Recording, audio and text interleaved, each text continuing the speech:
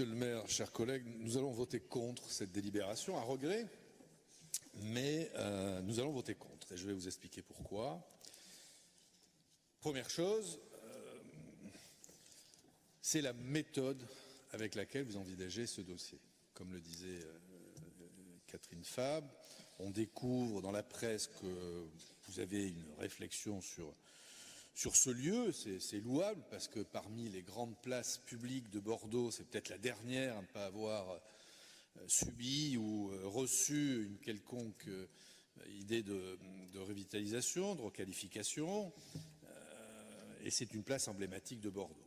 Et c'est un serpent de mer parce que depuis le début des années 2000, chaque élection, on reparle de ça, chacun mettant dans son programme quelques idées ou en tout cas l'intention de revoir cette place majeure. Et là, la seule fois où on va pouvoir discuter du devenir de cette place, c'est aujourd'hui.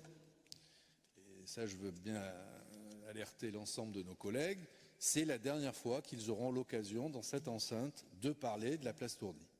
Parce qu'en fait, la ville de Bordeaux, des années de Tourny, la ville de Bordeaux, son maire, son équipe, nous dépossèdent de ce débat autour du devenir des allées de Tourny.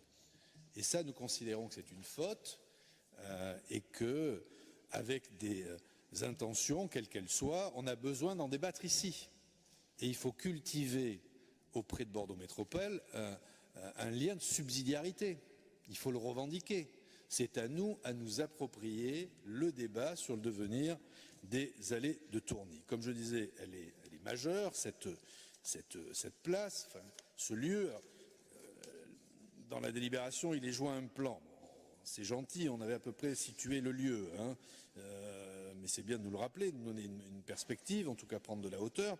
Et on voit bien qu'elle est centrale et qu'il y a plein de choses à faire, sûrement rattraper d'ailleurs les erreurs que j'ai pu commettre avec mes collègues dans le passé autour de la place Tourny, qui est trop minérale, c'est une réalité. Là, nous avons la chance d'avoir une allée de Tourny qui est déjà végétalisée ou en partie, et donc il y a une vraie réflexion à porter.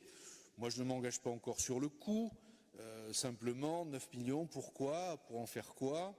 D'ailleurs, si on ne va pas piocher ça dans le contrat de codéveloppement, c'est même pas dit dans la délibération elle-même.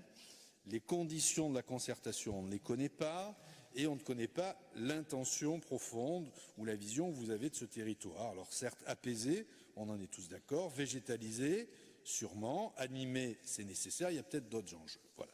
Donc nous sommes très frustrés face à le peu d'épaisseur, d'une part, du document.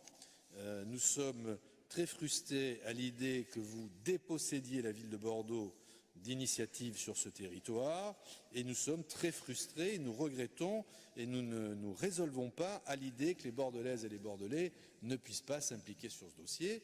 C'est pour ça qu'à notre modeste place, en tant que groupe d'opposition, d'élus d'opposition, nous allons concerter les Bordelaises et les Bordelais. Moi, je leur donne rendez-vous le 7 mars à 18h30 à l'Athénée pour qu'ils viennent s'exprimer, avoir une espèce de cahier de doléances et nous allons rédiger un questionnaire. Bref, nous allons aller à la rencontre de nos concitoyens et moi, on leur donne rendez-vous le 7 mars pour venir s'exprimer et que ça ne soit pas qu'à l'hôtel de Bordeaux Métropole que les choses se décident, avec des techniciens, certes de talent, mais il faut à la fois exprimer, nous, une vision, on va y travailler maintenant que le dossier est sur la table, et aussi écouter et prendre en considération les attentes, que ce soit des riverains et plus généralement des Bordelaises et des Bordelais sur ce dossier.